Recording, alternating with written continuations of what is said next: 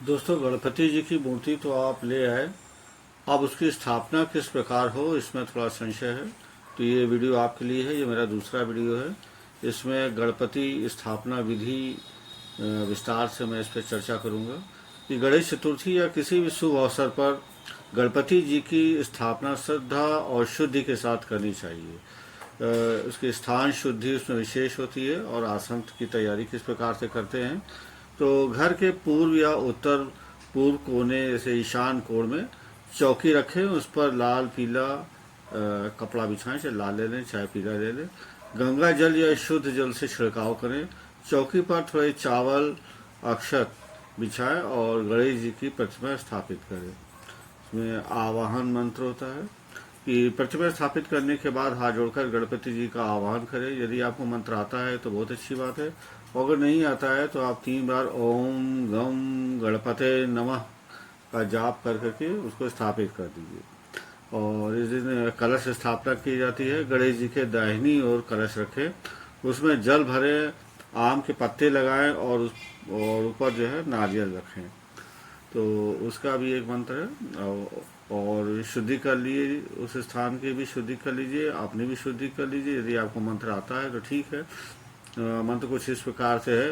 ओम अपवित्रा पवित्रो व सर्वावस्थां गतो अपि व यस्मेत् पुंडरीकाक्षं स भयवंत्र शुचि। तो अगर आपको नहीं आता है तो कोई बात नहीं, आप अपने दाहिने हाथ में जल लेकर के इसको अपने ऊपर छिड़क लो। और इस प्रकार से स्नान और अभिषेक भी कराया जाता है। मूर्ति पर गंगा जल छिड़कें और पंचामृत से स्नान कराएं। तो यह मानसिक भी तरीके से कार्य कर सकते हैं। अगर आपको मंत्र आता है तो ठीक है, और अगर नहीं आता है तो जो है बहुत छोटे छोटे मंत्र हैं। ओम शुद्धोदक स्नानम समर्पयामि, ओम पंचामृत स्नानम समर्पयामि। उनको वस्त्र और आभूषण अर्पण करें। गणपति जी को लाल या पीला वस्त्र पहनाएं और फूल माला चढ़ाएं। उसमें ओम वस्त्रम समर्पयामि, ओम आभूषणानि समर्पयामि। उनको गंध अक्षत और पुष्प अर्पण करें। चंदन अक्षत और पुष्प अर्पित करना चाहिए।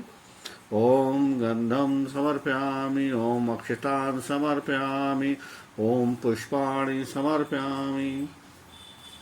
उसके बाद दूर्वा और नैवेद्य का अर्पण करना चाहिए। गणेश जी को दूर्वा के 21 उसके दल ले लें, और मोदक भी अगर हो सके तो 21 ले लें, या जितने आपकी श्रद्धा हो उतने भी आप अर्पित कर सकते हैं। उसका कुछ मंत्र इस प्रकार है। ओम दुर्वा कुरान समर्पयामि, ओम मोदकम नैवेद्यम समर्पयामि। धूप और दीप भी जला सकते हैं। धूप और दीप प्रज्वलित करके को ये अर्पित करें। ओम धूपम समर्पयामि, ओम दीपम दर्शयामि।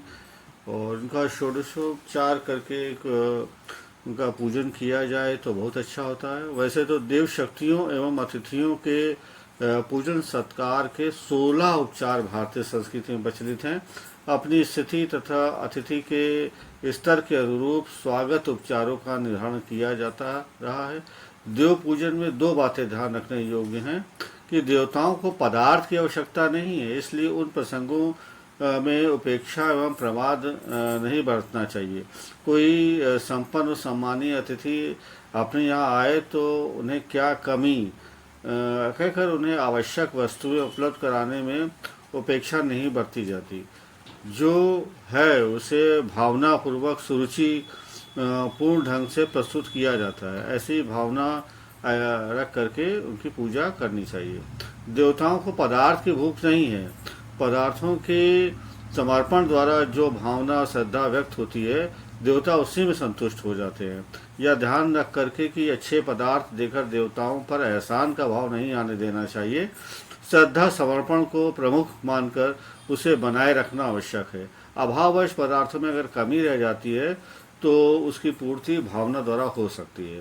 पूजन के समय अगर अच्छा रहे कि कोई एक प्रतिनिधि पूजन करे और शेष सभी लोग जो है वो भावनापूर्वक कार्यक्रम को सशक्त बनाए। पूजन के स्थान पर अगर एक कोई व्यक्ति रहे जो पूजा उपचार या कर्म को ठीक ढंग से क्रियान्वित करा सके तो बहुत ही अच्छा है। और अगर कोई मंत्र बोल सकता है तो बहुत ही अच्छा रहेगा। और नहीं भी है तो आप अपनी भावना के अनुरूप जो है उस कोई भी चीज़ आप करेंगे तो वो देवता स्वीकार करते हैं। तो ये कुछ ऐसा वीडियो मैंने आपको बताया। लास्ट में जो है आरती और कुछ मंत्र जप करते हैं। अंत में गणेश जी की जो आरती है वो आप कर सकते हैं। और उसमें षोडशार्थ पूजन अगर आप करना चाहें तो करिए, नहीं तो आप उनका आह्वान करके उनको स्थापित कर दीजिए। तो उनको स्थापित करने के पहले थोड़ा सा ये ध्यान रखिए कि घर में सभी लोग जो है मिल करके ये पूजन करें तो बहुत ही अच्छी बात है। इससे घर में अच्छा वातावरण उत्पन्न होता है और देवताओं को भी बहुत प्रसन्नता होती है। तो जो गणेश जी सभी का मंगल करें, आप अच्छे से पूजन करें, उनकी स्थापना करें।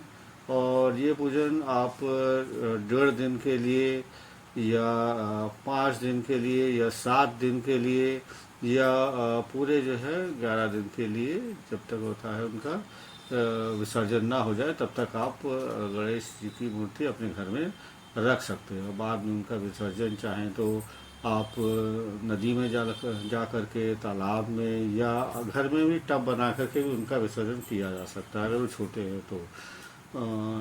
इसी के साथ जो है मैं ये वीडियो समाप्त करता हूँ। अगले वीडियो में कुछ और जानकारी इसी से संबंधित मैं दूंगा। तब तक के लिए धन्यवाद, नमस्कार। गणपति बप्पा मोरया।